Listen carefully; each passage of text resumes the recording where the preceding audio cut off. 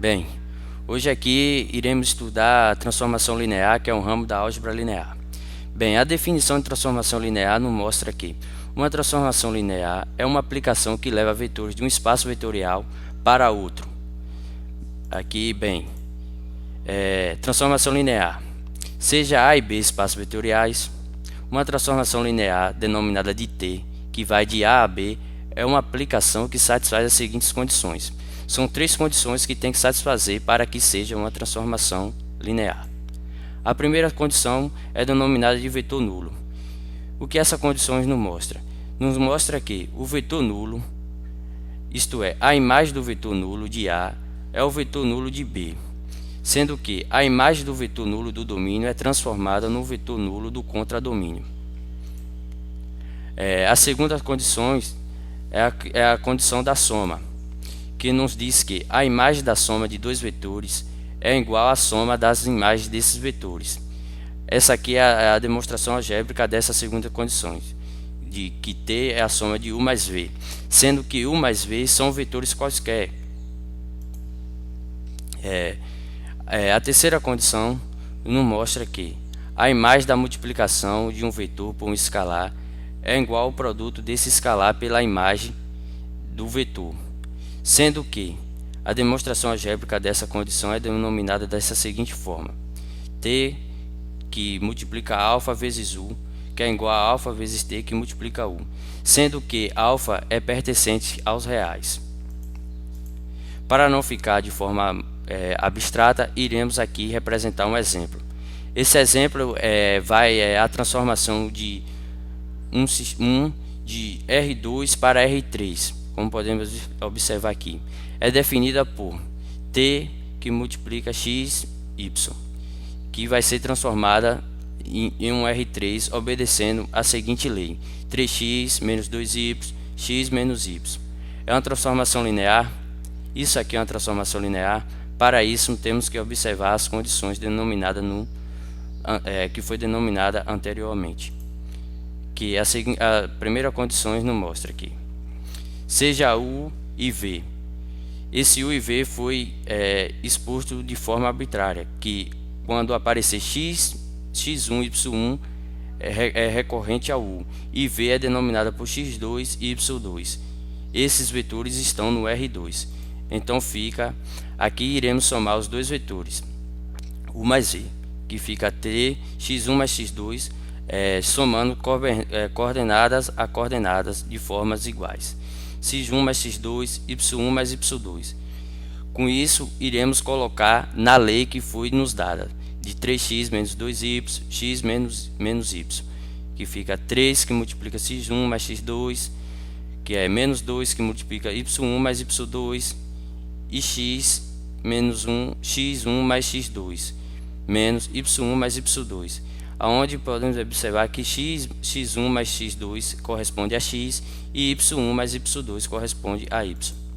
Bem, simplificando essa forma algébrica, teremos a seguinte equação, que é T que multiplica x1 mais y1 mais T que multiplica x2 mais y2, sendo x1 e y1 o vetor U e x2 e y2 o vetor V.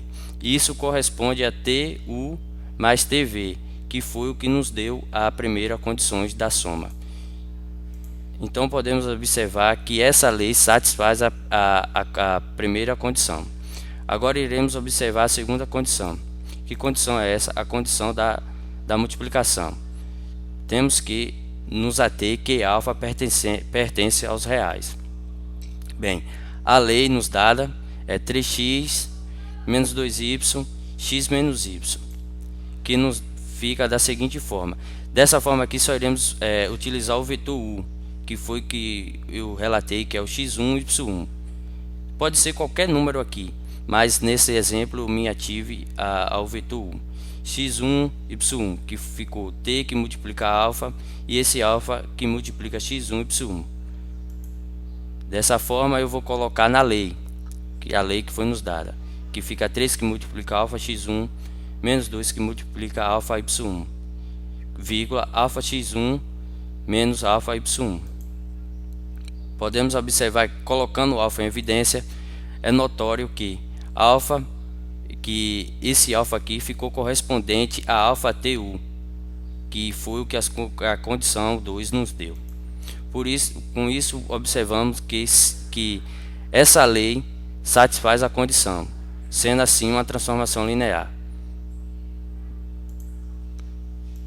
Bem, agora iremos aqui, para não ficar de forma muito arbitrária, exemplificar um exemplo numérico. O exemplo numérico aqui vai obedecer à mesma lei anterior, que é a transformação de R2 em R3. Aqui, se a lei que define a transformação de T for Tx e y, que é igual a 3x menos 2y, x menos y. Então, em particular, temos que T menos 1, 3. Isso aqui nós iremos substituir na equação, que vai ser 3 que multiplica menos 1, dá menos 3.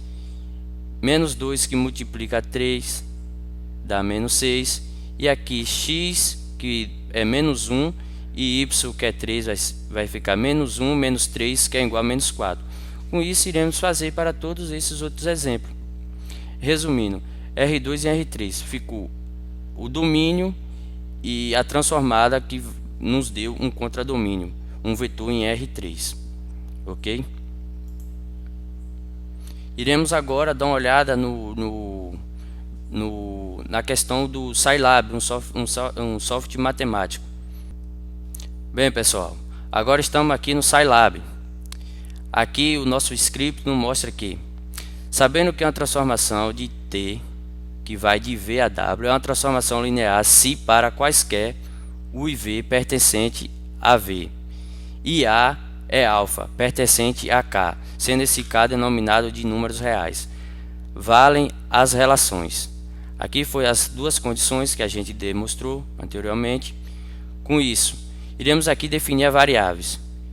Observe que esse exemplo aqui no Scilab obedece à mesma lei que foi exposto no exemplo anterior.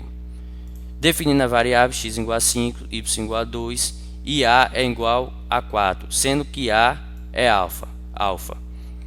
Definindo operações, aqui definindo operações, tal. Definindo operações com os seguintes comandos, iremos observar agora definindo a igualdade. Definindo a igualdade com os comandos e tal. Aqui